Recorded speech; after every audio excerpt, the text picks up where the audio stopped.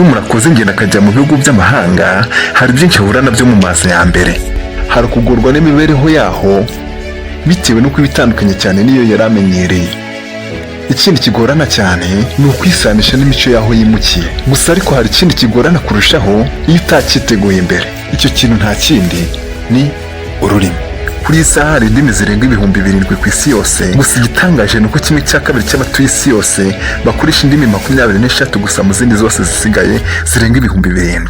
Ushobora kuba ufite gahunda yo gutembera mu gihugu runaka ukaba ukeneye kumenya ururimi ruhakoreshwa. Ushobora kuba kandi uteganya gukora akazi kagusaba guhura n'abantu b'ingeri zitandukanye, ukaba ukeneye kumenya ururimi rwagufasha cyane bitewe n'umubare w'abarukoresha. Muri iki kiganiro tugiye kurebera hamwe urutonde rw'izo ndimi zikubiye abarenga 1/2 cy'abatuye isi. Nibishoboka kandi turaza kurebera hamwe ururimi ruduhuza nk'abanyarwanda, aho ruherereye, umubare w'abarukoresha n'ibindi. Ni ikiganiro Menya kandi usobanukirwe cyangwa se Did you know? Ikiganiro mugezweho na unziza, tukaba tubahaye ikaze hano kuri Inkur 250. Welcome. Ku mwanya wa mbere turahasanga ururimi rw'icyongereza, English. Ururimi rw'icyongereza rukoreshwa n'abantu barenga 1,452,000. Ubwo rukaba ururimi rukoreshwa n'abantu benshi ku isi yose kurusha izindi zose.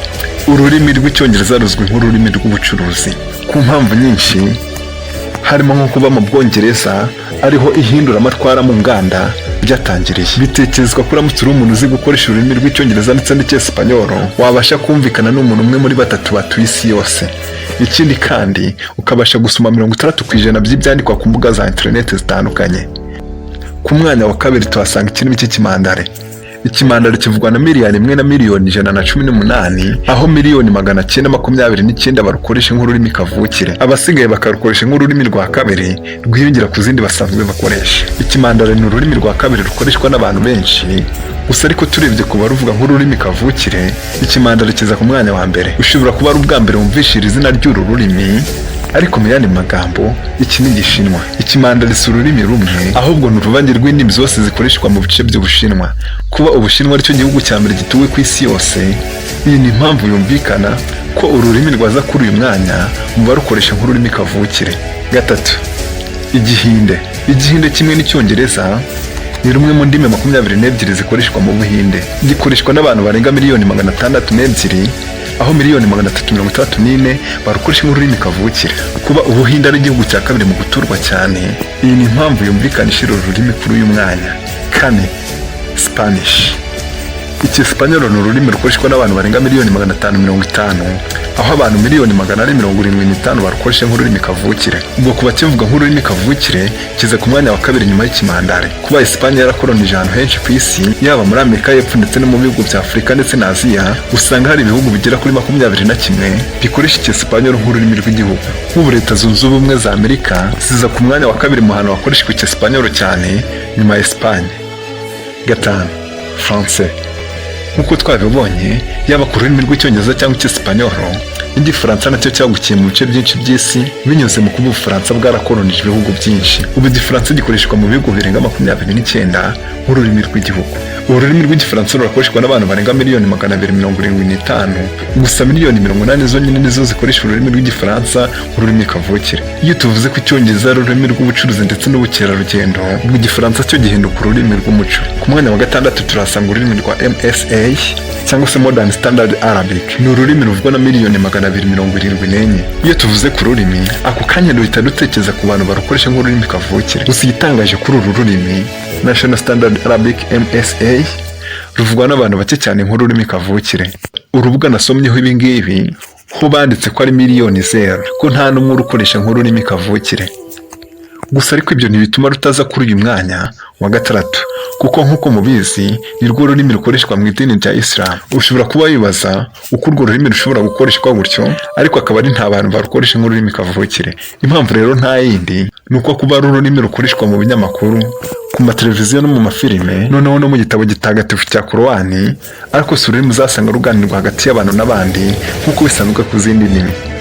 Ku mwanya wa karindwi turasanga ururimi rwa Bengali, rukoreshwa na 272,000, kikaba ari ururimi rukoreshwa muri Bangladesh, ariko kandi gikoreshwa n'abandi bantu bake mu Buhinde ndetse no muri Burma. uru rukoreshwa n'abantu barenga miliyoni 272, aho miliyoni 234 barukoresha nk'ururimi kavukire. Abandi basigaye bagera kuri miliyoni 38 bo barukoresha nk'ururimi rw'inyongera. Ibi byagutangaza kumva ururimi rukoreshwa mu gihugu gito nka Bangladesh ruza kuri iyi lisiti kuri uyu mwanya, mu gihe hari izindi ndimi ziza inyuma kandi zivugwa mu bihugu binini ugereranyije na Bangladesh. Hano ijambo rifitwe n'ubucucike bw'abatuye muri ako gace. Iki gihugu kuba ari gito ugereranyije ariko kiratuwe cyane. 8. Russian. Ikirusiya ni ururimi rukoreshwa n'abantu barenga miliyoni 258, aho miliyoni 154 aribo barukoresha nk'ururimi kavukire. Ni ururimi rukoreshwa mu gihugu cy'Uburusiya ndetse n'ibindi bihugu byahoze mu bumwe bw'Abasoviyete nka Ukraine, Belarus, Kyrgyzstan ndetse na Kazakhstan. Kuba rero ubumwe bw'Abasoviyete bwari bwikubiye 1/6 cy'ubutaka bw'isi yose, iyi ni impamvu yumvikana ko n'ururimi rwaho rwaza kuri uyu mwanya. 9. Ikinyaportugal.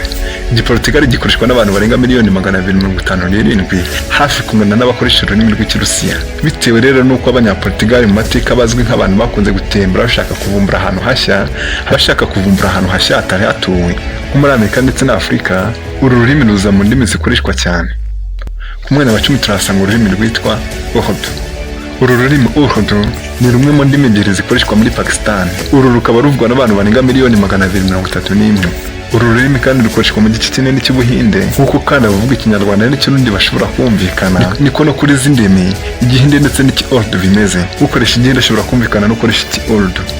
Usanga ibimenyetso by'amagambo bikoreshwa muri izi ndimi zombi bidatandukanye cyane, kuko Iki-Urdu gikoresha ibimenyetso bya Persian script, naho Igihinde cyo kigakoresha Sanskrit.